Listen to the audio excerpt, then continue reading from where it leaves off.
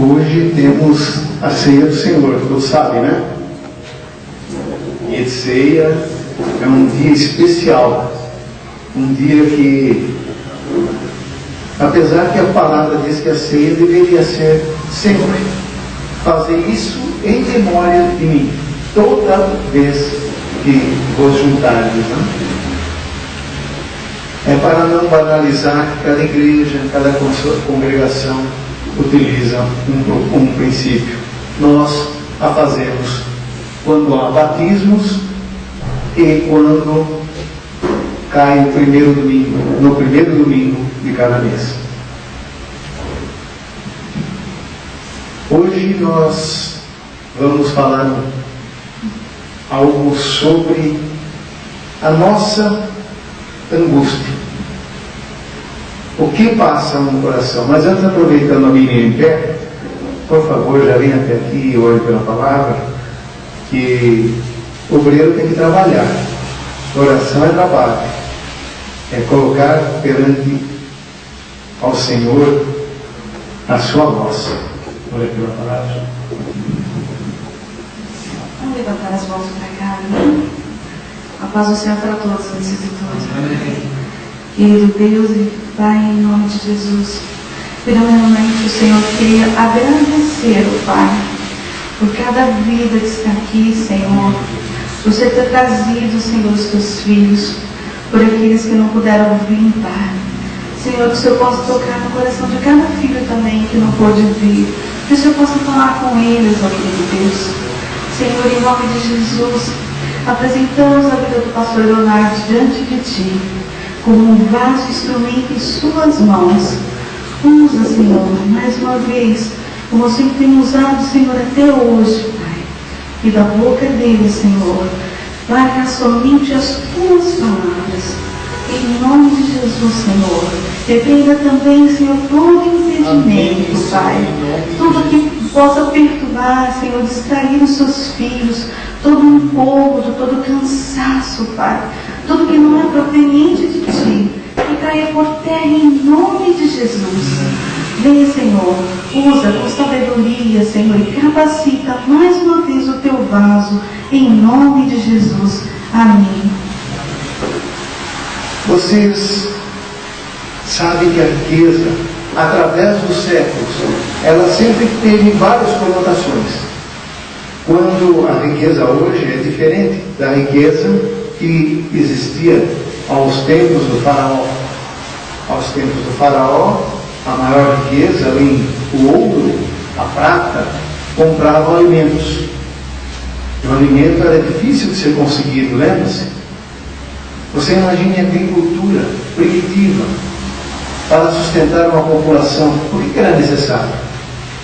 Quanta mão de obra e uma variação do tempo qualquer era fome. A palavra de Deus nos mostra, tempo de José, lembra-se? O que aconteceu? 7 anos de colheita abundante, uma grande colheita. 7 anos depois, fome. Tudo aquilo que se juntou através do ensinamento do Senhor, que colocou no coração de José, explicou a ele o que ele deveria fazer. Junte, porque vai vir vaca magra. A vaca é magra, não é isso? E os rebanhos eram dizimados, mas José tinha reservado para 7 anos de seca, 7 anos de fome. E assim nós temos visto, através da história, a agricultura sendo sempre extremamente necessária, como ainda hoje é. Se falhou agora, o que acontece recentemente? Temos algumas entregas que não chegam ao nosso país de trigo, por problemas externos. E o que começa a falar aqui? Fala-se já em aumento, em falta de pão, em falta de trigo, simplesmente porque algo acontece na nossa nação também uma falta. Então a riqueza tem vários aspectos.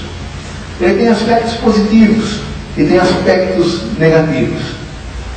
Quanto mais rico, Faraó ele se preocupava com a sua alimentação? Não. porque a dele, na pior das hipóteses, sempre estaria disponível. Ele é faraó. É como aquele hoje que compra a Mercedes de $1,5 milhão e fica ansioso esperando sua Mercedes chegar, né? Porque ela ainda está sendo trasladada de um país para outro. Aquele que tem um ticket para o teatro em Nova York, na Broadway, uma peça especial para daqui a 2 meses. É uma riqueza, está ansioso por aquilo. Esse é um tipo de riqueza. E essa riqueza é a que nós vamos ter hoje. Não é a falta dela, como houve através dos tempos. Você pode ver que sim, Israel, numa época, você vai ver o rei Acaz, ele tinha o que comer, mas o seu povo não tinha. Riqueza. A riqueza, ela é ótima quando bem usada. Quando usada segundo o propósito do Senhor. E péssima, e leva à morte, quando usada contra o princípio divino. Abram as suas Bíblias, a palavra de Deus em Marcos, o Evangelho de Marcos, em seu capítulo 10, versículos 23 e 24. Essa mesma palavra vocês vão ver de maneira um pouco diferente, mas a mesma, em Mateus 19, 23 e Lucas 18, 24. É um momento em que Jesus, Marcos nos relata, em que Jesus está com os seus discípulos e nos fala sobre vários assuntos. E nesse momento, ele olha para o seu redor, como diz em Marcos 10, 23. Então, Jesus, olhando ao redor, disse aos seus discípulos: quão dificilmente entrarão no reino de Deus os que têm riquezas. Os discípulos estranharam essas palavras, mas Jesus insistiu em dizer-lhes: filhos, quão difícil é para os que confiam na riqueza entrar no reino de Deus. Nós vamos analisar, ver o porquê Jesus disse isso. Ele complementa, ele diz que é mais fácil um camelo passar pelo buraco de uma agulha. Muita coisa se diz a respeito disso. Eles ficaram sobremodo maravilhados, os discípulos, com as explicações.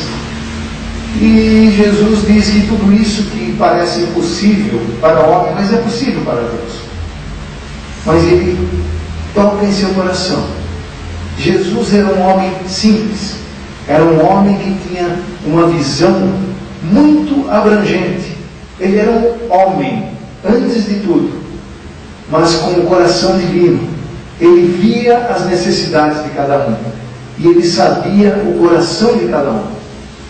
E como ele sabe hoje, através do Espírito Santo, ele está olhando o teu coração, a tua dificuldade, a minha dificuldade.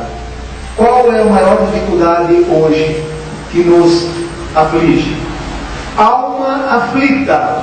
Alma aflita. O que te aflige mais hoje? O que está te tocando? Vou lhe dizer, a tendência do mundo atual, e nós falamos que tudo falta, é ao contrário. O mundo, na sua expressão maior, na maneira como ele está agindo, como o mundo está trabalhando em cada um de nós, ele procura nos separar do amor de Deus. Ele procura nos levar de uma maneira que nós não percebemos para outro lado.